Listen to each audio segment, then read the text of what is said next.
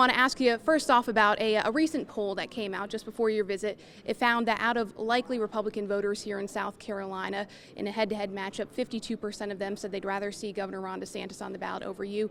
What's your response to that poll, and how do you sway these Republican voters? Well, it's the only time I've seen that because we're leading by 30 and 40 points everywhere. And I just saw a big poll come out in South Carolina this morning where we're leading by 20. So I don't know which poll you're talking about. It's the SC Policy Council. It's a respected poll here. Every poll I've seen, we're leading by a lot. Well, what do you say to those voters who say they, don't want to automatically hand you the nomination quite yet? They want to see who else is in the field and want other Republicans in the field. Well, I think when they look at what we've done over the 4 years that I ran this country, and we ran it beautifully, we had the strongest economy ever. We had the lowest taxes. We had the biggest tax cut in history, the biggest regulation cut in history. We created Space Force. We did so much that right to try, which is a big deal. And I think when they saw that we were respected all over the world, and then you look at what's happening right now. We had the strongest border, by the way, in history, in the history of our country, that recorded history. And now you look at the border, it's an invasion into our country of prisoners and people from mental institutions. They're dumping them into the United States. And I think when people see that, they're going to be voting for us, as every poll has indicated that we see.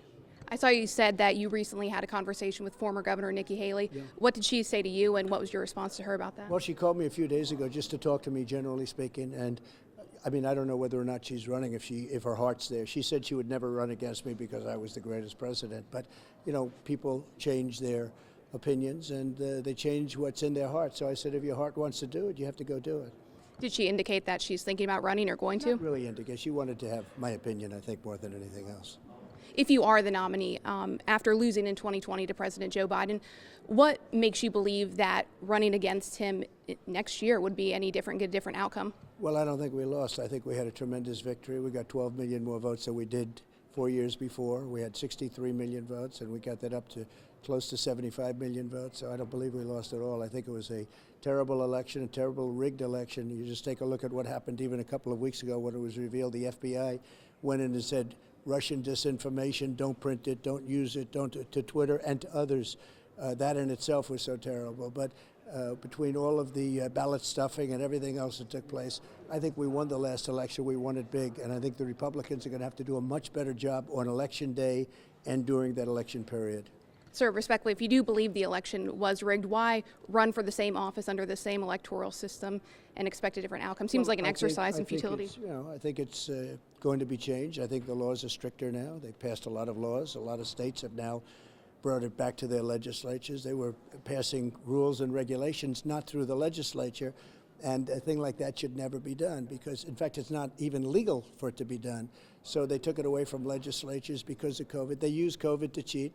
And they cheated very unfortunately for the country, because you look at what's happened to the country in the last 2 years, it's a disaster. It's a disaster. We're being invaded at our southern border and elsewhere, and our economy is extremely weak. Our job numbers, actually, for those people looking for jobs, not good, and people have very little confidence. Plus, we're being laughed at all over the world. How much risk do you think the Fulton County DA's investigation into the 2020 election poses to potentially derail your campaign? Well, we did nothing wrong. I had a perfect phone call.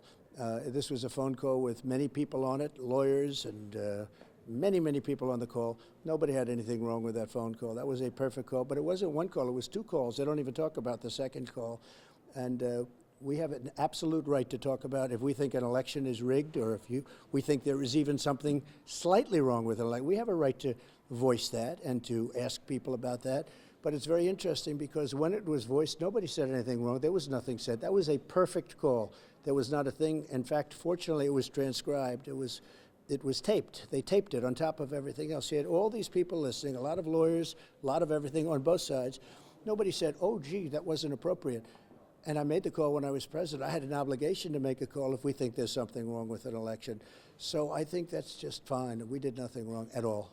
So you're not concerned about the findings of that? I'm not concerned. We're concerned always politically, because politically somebody wants to try and make some points, but not at all concerned. That was a perfect phone call. What I do think with the DA, I just read where Atlanta is one of the most crime-ridden places anywhere in this country, that the level of murders and the level of violent crime is at a level that they haven't seen before, never seen before. It's actually worse per capita than Chicago, believe it or not. And I think that that's what they should focus on, not a perfect call. that for political reasons a Democrat wants to focus on a perfect phone call. This was a perfect call that nobody, with all of the people, many lawyers on it, not one person said anything, oh, gee, that's inappropriate, please take that back, or please rephrase it. There was nothing said wrong. It was a perfect call. Last question. I think last thing, what do you think about the prospects of Governor DeSantis getting into this race, and how concerned are you about him? I'm not concerned about him at all. I'm leading in the polls by a lot over him. We're doing very well. I'm not concerned. I'm the one that got him in. He would have never won without my endorsement. So if he does run, I think it would show great disloyalty, but that's okay, because perhaps it's not about loyalty. With me, loyalty is very important. But he was failing very badly. He was just about out of the campaign. He was being beaten by the Agricultural Commissioner of Florida, Adam Putnam. The race was virtually over. He asked me if I'd endorse him. I said, you got a long way to go before you beat him, and it was a slaughter. I endorsed him, and the race indeed was over that night because he went up tremendously, and he ended up winning the election. And then I got him past the person that they said was the new strength of the Democrat Party, between Stacey Abrams and him. I did rallies, and we got him elected. We got him in.